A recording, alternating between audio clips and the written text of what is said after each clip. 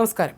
സർക്കാർ വിരുദ്ധ പ്രതിഷേധത്തിനിടെ ഇസ്രായേൽ പ്രധാനമന്ത്രി ബെഞ്ചമിൻ നെതന്യാഹുവിനെ പരിഹസിക്കുന്ന കീ ചെയിനുമായി എത്തിയ പ്രതിഷേധക്കാരനെ പോലീസ് അറസ്റ്റ് ചെയ്തു. കഴിഞ്ഞ ദിവസം അറസ്റ്റ് ചെയ്ത പ്രതിയെ കോടതി മോചിപ്പിച്ചു. കഴിഞ്ഞ ദിവസം രാത്രി നടന്ന പ്രതിഷേധ പ്രകടനത്തിനിടെ നെതന്യാഹുവിനെ ഏകാധിപതിയെന്ന് പരിഹസിക്കുന്ന പുരുഷലിംഗത്തിന്റെ ആകൃതിയിലുള്ള കീ ചെയിനുകൾ ഇയാൾ വിതരണം ചെയ്യുകയായിരുന്നു. ബിബി വൺ ഡിക്റ്റേറ്റർ എന്ന വാക്കുകളോടെ ഒരു പുരുഷലിംഗത്തിന് മുകളിൽ നെതന്യാഹുവിൻ്റെ മുഖം വരുന്ന രീതിയിൽ 3D പ്രിന്റ് ചെയ്ത കീ ചെയിനായിരുന്നു ഇയാൾ വിതരണം ചെയ്തിരുന്നത്. ഇന്നലെ രാത്രിയോടെ തന്നെ ഇയാളെ അറസ്റ്റ് ചെയ്തു. ഈ കീ ചെയിനുകളിൽ ചിലത് ഇയാൾ പ്രായപൂർത്തിയാകാത്ത കുട്ടികൾക്ക് വിതരണം ചെയ്തുവെന്നും പോലീസ് വിശദീകരിച്ചു. അതേസമയം പ്രതിഷേധക്കാരനെതിരെ പോലീസ് പീഡനക്കുറ്റം ചുമത്തിയെന്ന് പ്രതിഭാഗം അഭിഭാഷകൻ യോനി നസ്ബോം ആരോപിച്ചു. പോലീസ് വാദം ഭാഗികമായി അംഗീകരിച്ച ജെറുസലേം മജിസ്ട്രേറ്റ് കോടതി പാരിസ് സ്ക്വയറിലേക്ക് പ്രവേശിക്കുന്നതിൽ പ്രതിഷേധക്കാരന് 45 ദിവസത്തേക്ക് വിലക്ക് ഏർപ്പെടുത്തി. കോടതി വാദത്തിനിടെ ജെറുസലേം മജിസ്ട്രേറ്റ് കോടതി പോലീസിന്റെ ആവശ്യം ഭാഗികമായാണ് അംഗീകരിച്ചത്.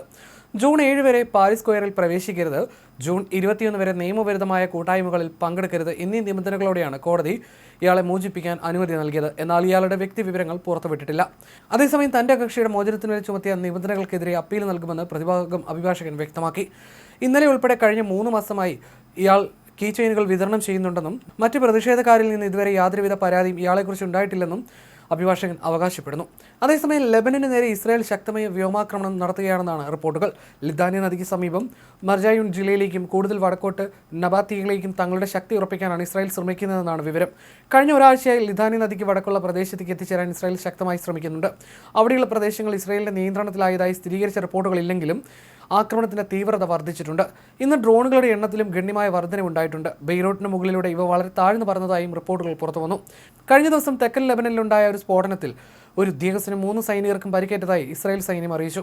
കഴിഞ്ഞ ദിവസവും തെക്കൻ ലെബനനിലെ ഹിസ്ബുള്ളയുടെ താവളങ്ങൾക്ക് നേരെ ശക്തമായ വ്യോമാക്രമണം നടത്തിയതായി IDF അറിയിച്ചിരുന്നു. തെക്കൻ ലെബനനിലെ 9 ഗ്രാമങ്ങളിലുള്ളവർക്ക് ഒഴിഞ്ഞു പോകാൻ IDF മുന്നറിയിപ്പ് നൽകിയതിന് തൊട്ടു പിന്നാലെയായിരുന്നു ഈ ആക്രമണങ്ങൾ. കാഗായത് അൽ സ്നൂബർ, കൗദരിയത് എൽ സയാദ്, മെറൂവാനിയ, തെഫാഖ്, ഇർസായി, ബാബ്ലിയ, ഇൻസാർ, അൽ ബൈസേരിയ എന്നീ ഗ്രാമത്തിലെ താമസക്കാരോട് 1 കിലോമീറ്ററെങ്കിലും ദൂരത്തേക്ക് മാറി താമസിക്കാനായിരുന്നു IDF മുന്നറിയിപ്പ് നൽകിയത്. തെക്കൻ ലെബനനിലെ കുറഞ്ഞത് 5 ഗ്രാമങ്ങളിലെങ്കിലും ആക്രമണം ഉണ്ടായതായി ലെബനന്റെ ഔദ്യോഗിക വാർത്താ ഏജൻസിയായ നാഷണൽ ന്യൂസ് ഏജൻസി റിപ്പോർട്ട് ചെയ്തു. ഇതിനു മുന്നോടിയായി പ്രദേശവാസികൾ തെക്കൻ നഗരമായ സിദോനിലേക്കും ബെയ്റൂട്ടിലേക്കും കൂട്ടത്തോടെ പലായനം ചെയ്തിരുന്നു. വെടിനിർത്തൽ കരാർ നിലവിൽ വന്നെങ്കിലും പരസ്പരമുള്ള ആക്രമണങ്ങൾ ഇസ്രായേലും ഹിസ്ബുള്ളയും തുടരുകയും ചെയ്യുന്നുണ്ട്. എങ്കിലും മുൻപത്തെ അപേക്ഷിച്ച് തീവ്രത കുറവാണ്.